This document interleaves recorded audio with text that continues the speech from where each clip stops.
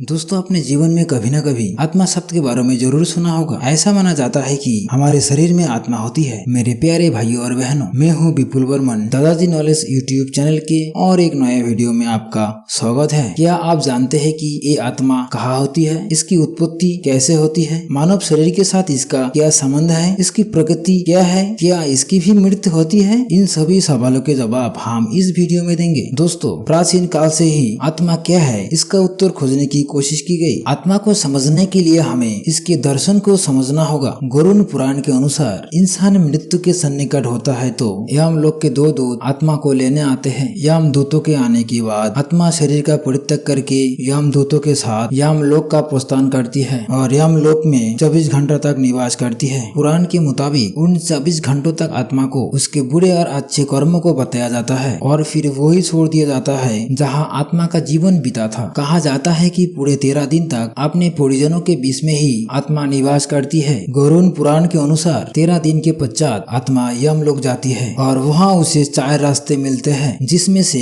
ब्रह्मलोक, देवलोक, पितृलोक, नरकलोक व्यक्ति के कर्म के आधार पर निर्धारित किया जाता है कि आत्मा को कौन सा लोक मिलेगा। गरुड़ पुराण के अनुसार ब्रह्मलोक उसे मिलता है जिसने कठोर तपस्या और त्याग से मोक्ष को प्राप्त किया हो। देवलोक उन्हें मिलता है जो अच्छे आचरण और नेक कर्म किया हो। यहाँ आने वाली आत्मा कुछ दिन यहाँ रहने के बाद फिर से मनुष्य योनि में जन्म लेती है। पितृलोक में पवित्र और पुण्य आत्मा को स्थान मिलता है। वो यहाँ अपने पितरों से मिलते हैं और कुछ वक्त या व्यतीत करके फिर से मनुष्य योनि में जन्म लेते हैं। नरलोक में उन आत्मा को स्थान मिलता है जिन्होंने अपने पूरे जीवन काल में पाप, छल, कपट, धोखा अर्थात बुरे से बुरे कर्म में लिप्त रहे हो। उन्हें पीड़ा सहन करना पड़ता है। यहाँ कुछ वक्त रहने के बाद उनके कर्मों के हिसाब से अलग अलग योनि में जन्म मिलता है। गीता में आत्मा को चेतना माना गया। इसका ना तो जन्म होता है और ना ही मृत्यु। व्यक्ति की मृत्यु के साथ इसकी मृत्यु नहीं होती, इसका जन्म नहीं होता। ये अविनाशी है और सदा अस्तित्व में रहती है। आत्मा अदृश्य, अकल्पनीय, अटूट है। इसे ना तो जलाया जा सकता है और ना ही सुखाया जा सकता है। गीता में बताया गया है कि आत्मा शरीर के अंदर निवास करता है। शरीर को वाहन और आत्मा को चालक माना गया है। धर्म और दार्शनिकों के अलावा इसका उत्तर विज्ञान ने भी जानने की कोशिश की, लेकिन अभी तक विज्ञान इसकी गुत्थी नहीं सुलझा सका है। इसीलिए विज्ञान के पास इसकी कोई परिभाषा नहीं है। अगर आप आत्मा के बारे में कुछ जानते हैं तो कमेंट सेक्शन में कमेंट करें।